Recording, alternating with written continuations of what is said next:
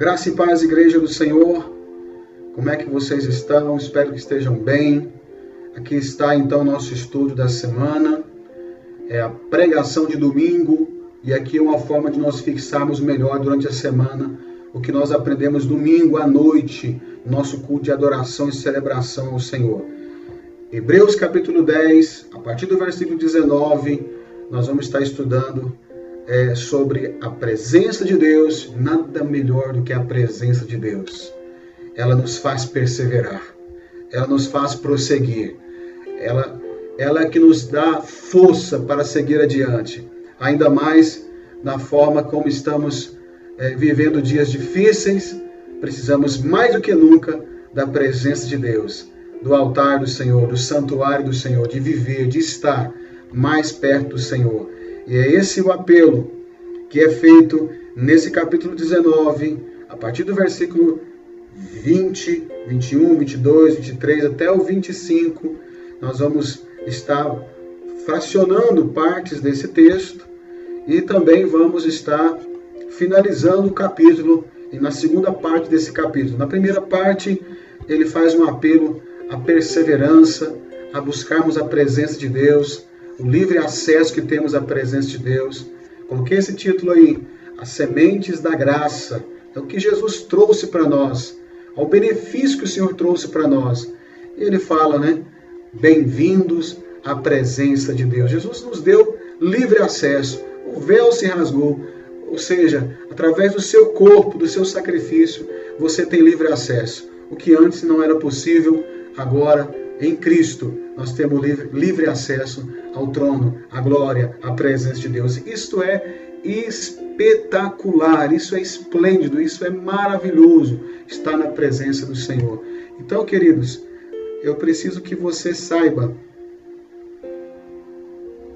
Eu vou abrir aqui a tela para nós prosseguirmos. Eu preciso que você saiba primeiro que a perseverança é uma combinação de firmeza, paciência e esperança.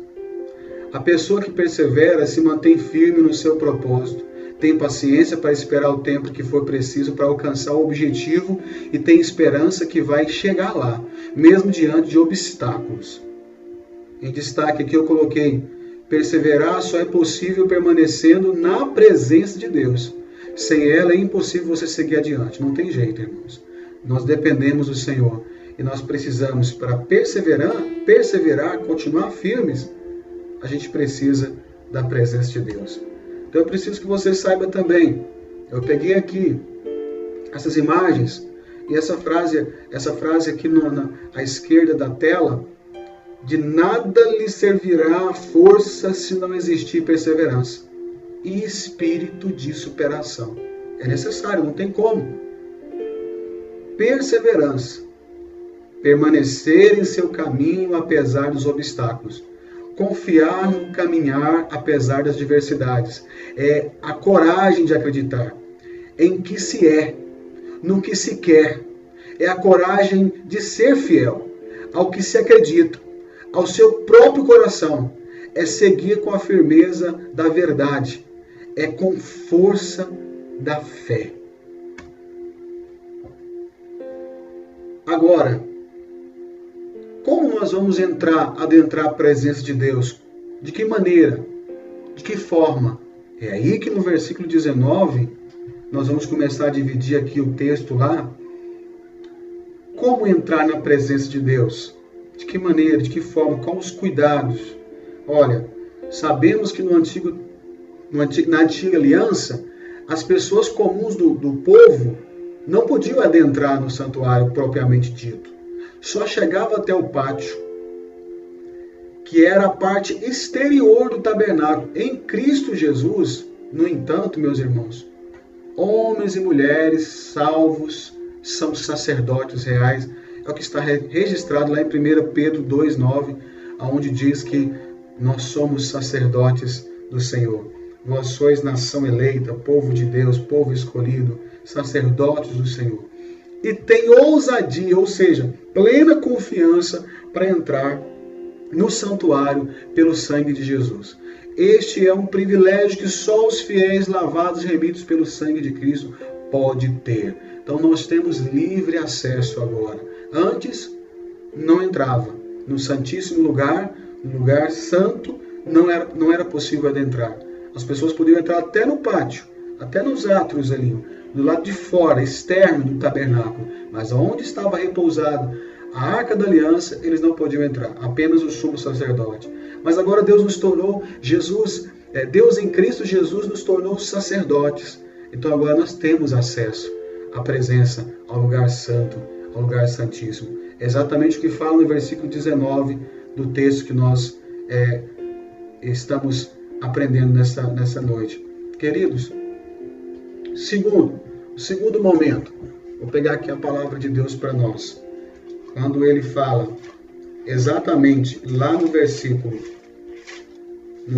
19, ele fala: portanto, irmãos, temos plena confiança para entrar no Santo dos Santos, pelo sangue de Jesus, por um novo e vivo caminho, que ele abriu por meio do véu, isto é, do seu corpo.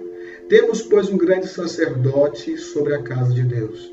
Aí no verso 22, que nós vamos analisar aqui também, 22 ao 25, como chegar a Deus? Aí ele fala, não se pode chegar a Deus de qualquer maneira.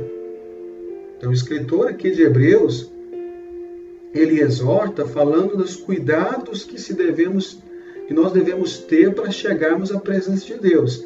Aí eu elenquei aqui, na letra A, com verdadeiro coração, que é o que está aqui no versículo 22. Sendo assim, aproximemos de Deus com um coração sincero e com plena convicção de fé. Mas o primeiro para entrar na presença do Senhor, o primeiro cuidado que eu tenho que ter, o zelo que eu preciso seguir, é exatamente um coração sincero, um coração verdadeiro, Isso é fundamental, meus irmãos, que nós tenhamos um coração verdadeiro. Está pulando aqui. Só podemos ter acesso ao Pai e ser aceitos por Ele se tivermos um coração sincero, limpo, puro. É o que está lá em Mateus, no Evangelho de Mateus, está nos falando exatamente isso. Precisamos ter um coração sincero diante do Senhor.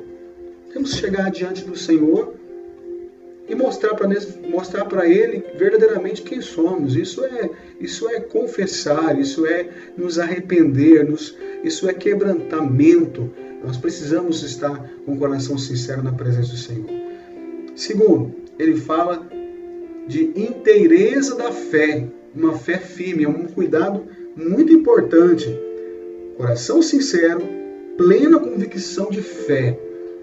O crente, ao buscar a presença de Deus, não pode ter dúvida alguma de sua existência, do seu poder e de sua graça. E eu citei para os irmãos, lá em Hebreus capítulo 11, o próximo capítulo que nós estamos estudando, a partir do versículo 6, ele fala: sem fé é impossível agradar a Deus, pois quem dele se aproxima precisa crer que ele existe e que recompensa aqueles que o buscam. Então nós precisamos ter uma fé completa, inteira, uma fé convicta de que o Senhor, Ele vai me ouvir se assim eu clamar, se assim eu buscar, Ele vai me ouvir. Eu tenho que crer, eu preciso saber que Ele é Deus na minha vida, que Ele é Senhor na minha vida. Eu preciso crer. É necessário que quem se achegue diante de Deus, creia que Ele é Deus. Isso é uma fé convicta, plena, completa. Por isso que você tem que ter um coração sincero, verdadeiro diante de Deus, mostrando verdadeiramente quem sou eu e que realmente eu quero diante do Senhor.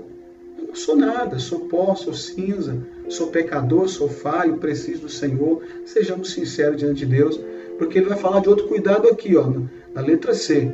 Tendo o coração purificado da má consciência, ou seja, a consciência das culpas, né, que seguem na nossa memória, na nossa mente, acusação. É continuação aqui também do versículo 22. Ele fala, tendo os corações aspergidos para nos purificar de uma consciência culpável ocupada. O que quer dizer isso? Para Deus, meu irmão, está aqui, ó, não valem as aparências. Ele vê o interior do homem. O salmista disse que Deus nos sonda e conhece nossos corações, conhece a intenção de nossos corações. Então, o Senhor Jesus, pelo seu sangue, quando Ele derrama sobre nós o seu sangue, não há mais culpa. Ele nos purifica de toda a culpa. Não há essa sensação de sentimento de culpa, de acusação do inimigo. Não há, não existe. Também precisamos ter, tendo nosso corpo lavado com água pura. E aí água nos arremete ao quê? Santidade, pureza. É a ação promovida no ato do batismo. Nova criatura, uma nova aliança. A água, ela simboliza pureza, ela nos lava, nos coloca em condições de sermos limpos, de termos vestes limpas. Isso é uma prática também do judeu. O judeu tinha essa prática, esse costume de se lavar, de se purificar, em momentos que eles se alimentavam, que era um momento muito sagrado, é um momento muito sagrado para eles. Então a água representa limpeza, pureza. É exatamente o que nós fazemos hoje no ato do batismo. Reflete no ato do batismo quando somos levados, imergidos, e quando retornamos somos nova criatura, porque nós estamos em Cristo. E quando estamos em Cristo, nova criatura nós somos. Eis que tudo se faz novo. Então somos limpos. Toda a nossa trajetória, toda a nossa história caída, natureza caída, é o que vivemos no passado, como erramos no passado, o pecado, né? Tudo o Senhor limpa, o Senhor nos lava. Por isso nós precisamos ser cheios, né, das águas do Espírito. Nós cantamos muito águas que purificam, águas que saram, águas que curam. Isso são águas que jorram do trono de Deus. Está escrito na palavra do Senhor que é como se um rio que desce do trono de Deus. E quando nós cremos no Senhor Jesus, isso nos fala de quê, meu irmão? Quando nós cremos nele, o próprio Senhor Jesus nos fala que no nosso interior fluirão rios de águas vivas. Oh, glória! Isso quer dizer fonte inesgotável. É fonte para toda a vida, é eterno. Isso vem do trono de Deus. Oh, glória a Deus por isso, né, meu querido? Ele fala também dos cuidados de quê? Retendo firmes a confissão da esperança que temos. Lá em Hebreus 3:6, ele nos fala que somos exortados a conservar firme a confiança e a glória da esperança até o fim. A confissão da esperança indica a nossa fé nas gloriosas e infalíveis promessas. Mesmo que tudo seja contrário, eu coloquei aqui, irmãos, nós precisamos crer somente. Exatamente o cenário que estamos hoje é assustador, é preocupante. Mas, querido, você precisa manter firme a sua confissão de fé que você tem.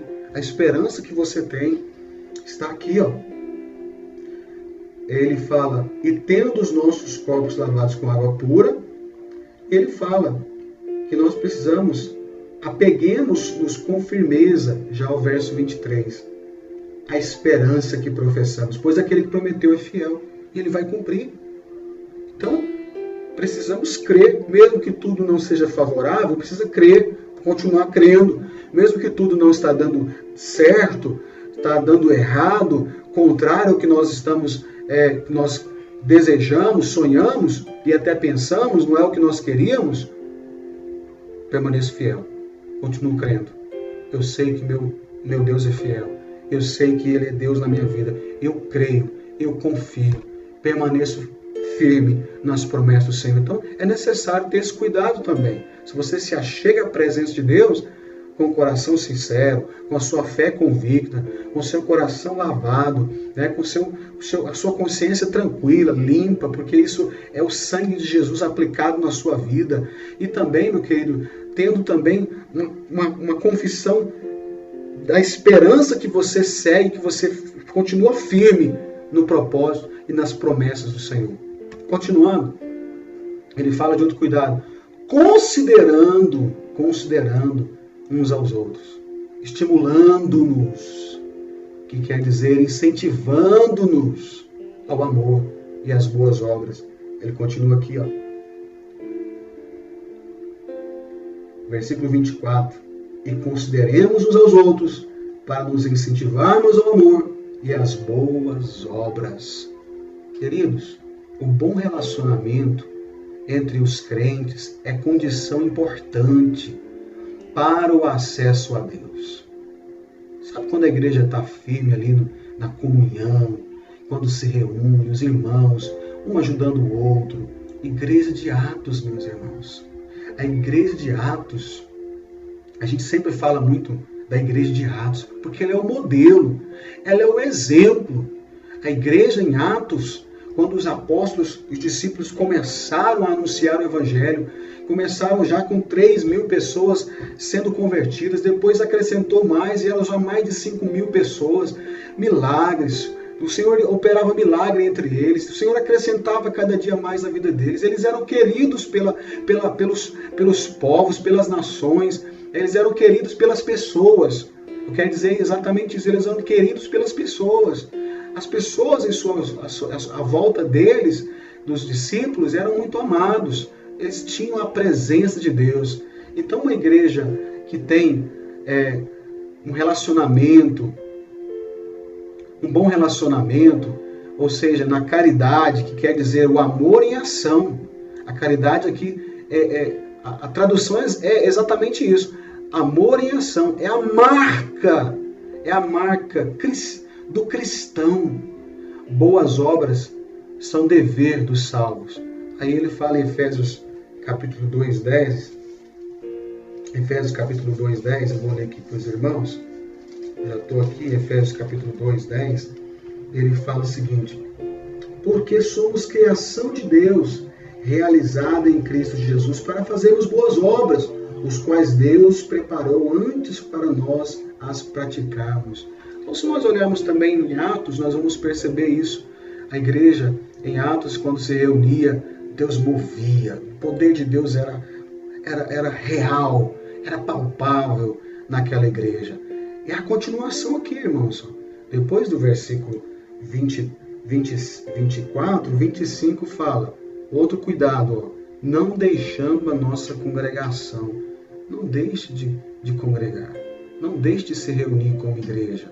É um cuidado importante, já que temos que ter aqui a comunhão entre os irmãos, o relacionamento entre os irmãos, que é o fato de nós estimularmos uns aos outros, de incentivarmos aos outros, ajudarmos uns aos outros no amor e as boas obras, é exatamente porque nós temos que estar reunidos como igreja. Então aqui não está se referindo ao nome da igreja que você frequenta, você faz parte. São centenas e milhares de nomes, nomenclaturas de instituições religiosas. Mas a igreja do Senhor Jesus, no sentido e no contexto bíblico, a igreja que nós chamamos de invisível, que não tem uma placa, não tem um título, que isso é algo que é mera organização, administração de um templo religioso, mas a igreja é viva, corpo de Cristo vivo. Eu, você, a comunidade cristã que professa a palavra de Deus, somos nós que precisamos estar reunidos como igreja. Isso é muito importante. Isso é algo que bate firme nos dias de hoje, por quê? Tendo em vista a necessidade de comunhão coletiva. A gente precisa estar junto, em comunhão coletiva. Não é só em casa. A gente precisa estar junto. E esses dias tem sido desafio para nós. Fazermos isso à distância tem sido desafio para nós. Mas nós estamos nos adaptando a medidas aí que era quase que impossível. Mas a igreja está reunida, nem que seja numa tela de computador. Eu sei que isso é passageiro, mas eu vejo a nossa denominação, por exemplo, tem feito várias reuniões dessa forma, nesse formato interativo entre os seus membros, em telas de aplicativos de reuniões, exatamente para poder diminuir o reflexo de não poder reunir como igreja. E como nós estamos reunidos, mesmo que à distância, a gente tem percebido como é importante isso. Porque nós somos membros de um só corpo. Lá em Romanos 12 fala exatamente sobre isso. É equivocada e carnal a ideia de que alguém pode ser crente em casa. Aqui, meu irmão, não é na questão de você, no sentido de você não ser fiel em casa, só na igreja. Não é isso. Hoje, vocês talvez não sabem ou ouviu falar, existem mais pessoas fora da igreja que são cristãos anônimos. O vocabulário que usa para isso foi dado como os desigrejados, que não tem local fixo para frequentar, não tem um vínculo, não tem uma raiz, não tem uma identidade de uma igreja séria, de uma igreja que tem seus princípios pautados na palavra de Deus. São muitas vezes pessoas que carecem de mais conhecimento da Bíblia, da palavra de Deus, carecem de serem nutridos da palavra de Deus, do conhecimento das Escrituras, e muitas vezes sofrem por isso, por não estarem no contexto de reunir como igreja, de estar reunindo como igreja, criar laços de uma comunidade séria, de uma comunidade que leva a sério a palavra do Senhor, que leva a sério servir a Deus. Então, já existem muitos que estão se auto-intitulando: não, eu sirvo a Deus de casa, eu só fico em casa. Mas esses que mesmo que estão sendo forçados a isso agora, por causa dessa pandemia, mesmo assim estão gemendo, chorando internamente, com desejo, com vontade. Quem é que não está com vontade de reunir, de estar junto, de estar abraçando? Isso é algo de nós, isso é o Espírito Santo em nós, nos amoldando a essa necessidade de estarmos juntos, de estarmos reunidos juntos, adorando e glorificando o Senhor. Isso tem um poder profético tremendo quando a igreja reúne, quando a igreja está junto. Então, meu irmão, não perca a oportunidade de você estar reunido com a sua comunidade, a sua igreja local, o seu pastor. Crie vínculo, crie laço de fraternidade com esses irmãos, porque você vai ver a diferença. Aqui, para você ter uma ideia, em Atos capítulo 4, versículo 31, que eu citei aqui, coloquei aqui para os irmãos como referência, só para vocês terem uma ideia. Isso aqui foi um momento que a igreja estava em oração. Capítulo 4, depois você lê na sua casa. A oração dos primeiros cristãos, eles estavam orando, e olha o que aconteceu. Depois de orarem, moveu-se o lugar, estremeceu-se o lugar em que estavam reunidos, todos ficaram cheios do Espírito Santo e começaram a anunciar corajosamente a palavra de Deus. Então, eles estavam reunidos, os primeiros cristãos, reunidos no lugar, orando. Se não estou me enganado, porque Pedro e João, eles estavam presos, estavam sendo julgados pelo Sinédrio, estavam sendo julgados e com a ameaça de serem mortos, porque estavam pregando a Jesus Cristo. E a igreja foi fazer o quê? Foi reunir em oração. Oh, saudade de reunir, irmãos. Eu não posso ficar só aqui nesse tópico aqui. Eu tenho que passar aqui para frente para não ficar muito longo, mas eu faço um apelo para você de todo o meu coração. Crie vínculo com pessoas de Deus, com a família de Deus. Isso vai fazer toda a diferença na sua vida. A igreja precisa estar reunida, junta. É o que está escrito aqui, meu amado. Não deixemos de reunirmos como igreja, segundo o costume de alguns, mas procuremos encorajar-nos uns aos outros, ainda mais quando vocês veem que se aproxima o grande dia, o dia do Senhor. Então, temos que estar juntos, precisamos estar reunidos como igreja. Saudade de poder reunir o distrito inteiro, lotar uma igreja e cantar e adorar. Isso é poderoso, isso tem um poder profético tremendo. Eu, como pastor, servindo ao Senhor, tem poucos anos, vai fazer 25 anos que eu sirvo ao Senhor. Queridos, quantos momentos agradáveis já passamos reunidos com 5 pessoas, 2 pessoas, 3 pessoas, 100 pessoas, 200 pessoas. O importante é que, aonde você estiver reunido como igreja, para adorar, para glorificar o Senhor, a palavra de Deus diz que onde estiver 1 ou 2 reunidos em meu nome, eu estarei no meio deles. Então, Você pode fazer isso na sua casa, com a sua família? Faça. Fiz esse apelo domingo na igreja, na pregação. Ore com a sua família.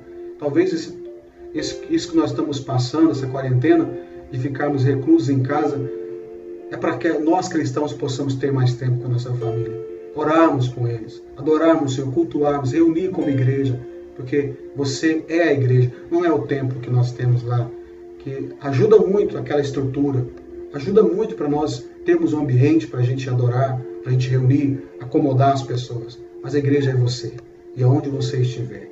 Agora, entenda a diferença. Não é essa a ideia de você colocar isso como sendo um meio de você servir a Deus. Não, eu não vou a igreja nenhuma, eu vou servir a Deus aqui de casa. Não, você precisa de vínculo, você precisa de aliança, você precisa de comprometimento, você precisa estar junto, reunido com pessoas, com a comunidade da fé que você é inserida. Ela é muito importante. Senão não estava escrito aqui em Hebreus que nós precisamos reunir como igreja, como povo de Deus. Ele fala também aqui no texto, admoestando-nos uns aos outros. O que é admoestar? Admoestar. Aqui tem no original o sentido de animar, encorajar. Essa prática, quando realizada com amor, tem grande efeito na vida dos irmãos. Oh, glória a Deus! Procuremos encorajar, admoestar uns aos outros, ainda mais que se aproxime o grande dia. Está aí, meus amados. Esses são os cuidados. E eu vou já partindo aqui para finalizar, ler aqui o restante da segunda parte do texto, que ele fala em Hebreus, a partir do verso 32, a segunda parte, ele fala: lembre-se dos primeiros dias, depois que vocês foram iluminados, quando suportaram muita luta, muito sofrimento. Algumas vezes vocês foram expostos a insultos, tribulações. Em outras ocasiões fizeram-se solidários com os que assim foram tratados. Ele diz: vocês se compadeceram dos que estavam na prisão, aceitaram alegremente o confisco dos próprios bens, pois sabiam que possuíam bens superiores e permanentes. Oh, glórias! Por isso, não abram mão da confiança que vocês têm, ela será ricamente recompensada. Vocês precisam perseverar, de modo que quando tiverem feito a vontade de Deus, recebam o que Ele prometeu. Pois em breve, muito em breve, aquele que vem virá e não demorará. Mas o meu justo viverá pela fé, e se retroceder, não me agradarei dele. Nós, porém, não somos os que retrocedem e são destruídos.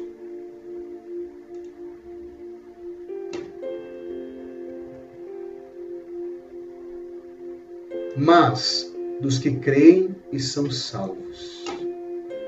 Está aqui em Hebreus, capítulo 10, versículo 39. Palavra tremenda, irmãos. Tremenda essa palavra. Tremenda.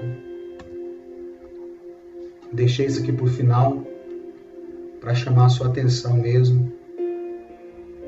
Como ter mais perseverança. A gente aprendeu aqui, recapitulando, que para a gente continuar perseverando, isto é, confiante, esperançoso, não desistir, mas prosseguir, a gente precisa disso aqui, ó. A perseverança cresce à medida que enfrentamos dificuldades. Então, você quer ter mais perseverança?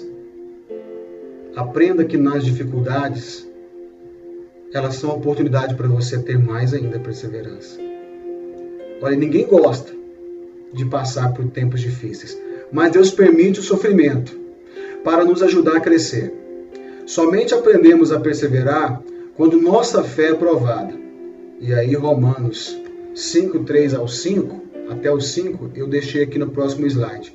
Mas então, alto e bom som, eu quero dizer para você que a oportunidade, elas estão todos os dias, todos os momentos. E muitas vezes ela não está nos tempos bons. É o contrário, elas são mais frequentes e mais palpáveis de você adquirir mais perseverança, é exatamente nas dificuldades, é nas provações. E o Senhor tem prazer, sim, em nos provar. Abriria aí um outro momento para a gente estudar sobre isso. Na palavra de Deus nos ensina sobre isso. Deus tem prazer em nos provar, não para te reprovar. Pelo contrário, mas para fazer você crescer. Deus não vai te colocar numa prova, num momento de dificuldade, para fazer você diminuir, para fazer você não ser aprovado. Pelo contrário, ele tem como objetivo que você cresça, que você se aperfeiçoe, que você cada dia se aproxime mais de ter um coração mais parecido. Um homem segundo o coração de Deus, foi falado isso a Davi. Davi foi um homem segundo o coração de Deus. E é isso que nós procuramos. Embora somos falhos, embora temos fraquezas, mas o Senhor em nós, Cristo em nós sim podemos continuar firmes, perseverantes. Podemos ser homens. Você, minha irmã, ser uma mulher segundo o coração de Deus. Você, meu irmão, ser um homem segundo o coração de Deus. Então, dificuldades é oportunidade que nós temos. Embora nós não queremos elas, mas elas é que nos fazem crescer e ser bênção. Romanos fala exatamente isso. Olha só. Não só isso, mas também nos gloriamos na tribulação, porque sabemos que tribulação produz perseverança. E a perseverança, um caráter aprovado. E o caráter aprovado, esperança. Olha aqui, olha aqui. Eis aqui, queridos. A perseverança, um caráter aprovado. E o caráter aprovado, esperança. E aí, a esperança não nos decepciona, porque Deus derramou seu amor em nossos corações, por meio do Espírito Santo que Ele nos concedeu. Por isso você tem que continuar crendo. Mesmo que a dificuldade seja ruim, mesmo que tudo dê errado, você precisa ter convicção e ter certeza que você crê e que o Senhor é Deus na sua vida e ponto final. Também coloquei no final aqui para nós refletirmos sobre isso aqui. Portanto, se queremos ter mais perseverança, nós precisamos aprofundar nosso relacionamento com Jesus. Assim, dessa forma. Orando em todo o tempo. É o que tudo está na Bíblia. Tudo está na palavra. Lendo a Bíblia regularmente. Reunindo com os outros cristãos. Louvando a Deus. Refletindo na palavra de Deus no cotidiano. Permanecendo na dependência de Jesus. 100%, irmãos, na dependência do Senhor. Então tá aí, Se você quer ter mais perseverança, dificuldades é o caminho. E as dificuldades, você só vai passar por elas na presença de Deus. E a presença de Deus, você tem que ter esses cuidados que aqui nós falamos, desde o início para os irmãos. Que nós não podemos ficar sem ele, sem essa prática. Coração sincero, fé convicta, sem culpa nenhuma. Sem culpa nenhuma, consciência tranquila, porque o sangue de Jesus tem poder na minha vida. Então eu tenho paz em Cristo, lavado, vestes limpas, santidade na presença de Deus. E isso vai me fazer o quê? Ajudar os meus irmãos, incentivá-los, encorajá-los. Isso vai fazer mais o que na minha vida? Vai fazer com que eu esteja na igreja, inserido no corpo e dando fruto. Dando fruto. Através dos dons espirituais, do talento que o Senhor me deu. E os dons exatamente são para a edificação da igreja, do corpo de Cristo. Para que eu seja igreja, contribua entre os irmãos, reunindo na igreja, sendo bênção na igreja, sendo instrumento de Deus na igreja. Aí, meu querido, a perseverança, ela vai gerar em você todo esse contexto aqui, As dificuldades, elas são motivo de gloriarmos. Por quê? Sabemos que a tribulação produz perseverança. Sabemos que a perseverança nos aprova, nos faz ser provados e aperfeiçoados. Nos traz um caráter aprovado. E aí nós temos esperança. E a esperança não nos decepciona, porque Deus derramou o seu amor em nossos corações. Eu continuo com a minha fé convicta em Cristo Jesus. Mas se eu não tiver a dependência de Deus, orando em todo o tempo, lendo a Bíblia regularmente, reunindo como igreja, louvando a Deus, refletindo na palavra de Deus, não vai adiantar em nada. E aí, meu querido, em tudo que fazemos, não podemos nos esquecer de nosso alvo, a vida eterna com Jesus. Todos os sofrimentos e as dificuldades dessa vida não se comparam com a glória futura que nos aguarda. Temos boas razões para perseverar. Temos a ajuda de Deus para conseguirmos. Fecho aqui com vocês nessa palavra, Coríntios, capítulo 4 de Coríntios, de 1 Coríntios, versículo 16 e até o 18. É o 2 Coríntios, irmãos. Esqueci de colocar aqui, vou corrigir. Por isso, não desanimamos, embora exteriormente estejamos a desgastar-nos, interiormente estamos sendo renovados dia após dia.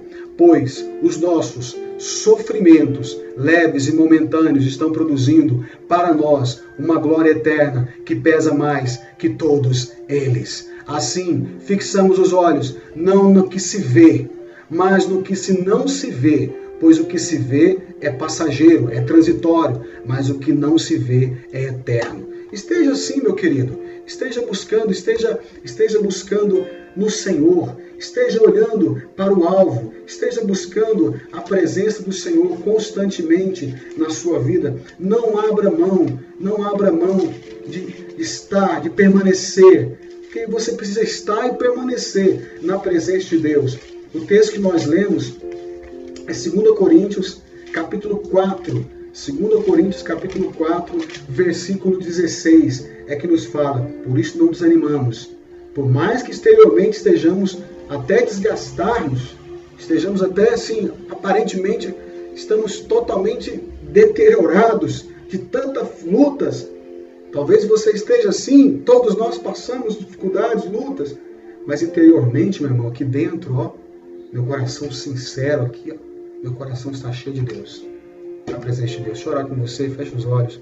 Espírito Santo, que esta palavra possa falar poderosamente no coração desse irmão, dessa irmã, dessa pessoa que está nesse momento assistindo, que vai assistir depois, que vai ouvir depois essa palavra, que ela possa ir de encontro, que ela possa ter um destino certo, o coração dessa pessoa, a vida dessa pessoa, que essa palavra possa ir de encontro e profundamente, penetrar profundamente em nossos corações, aonde a palavra vai, chega, Senhor, ela vai lá no nosso interior, ela vai lá na nossa medula, ela vai lá onde o homem não pode chegar. E é aí que eu quero, Senhor Deus, pedir que o Senhor possa adentrar a nosso ser, dentro dos nossos corações, que o Senhor possa transformar nossas vidas por meio dessa palavra. Pois eu creio, Senhor, que a sua palavra é viva e eficaz, e ela é poderosa para nos ensinar, nos corrigir, ela é poderosa para nos aperfeiçoar, para que nós possamos estar prontos, aptos, preparados para o dia e o grande dia do Senhor. Que Deus te abençoe, que Jesus possa visitar a sua casa, o seu lar, que você esteja firme, que você continue perseverando, que você não venha desistir, mas que você venha, sim, buscar força no Senhor, que você venha buscar no Senhor, meu querido, coragem, porque a presença de Deus você tem acesso, a presença do Senhor você tem livre acesso.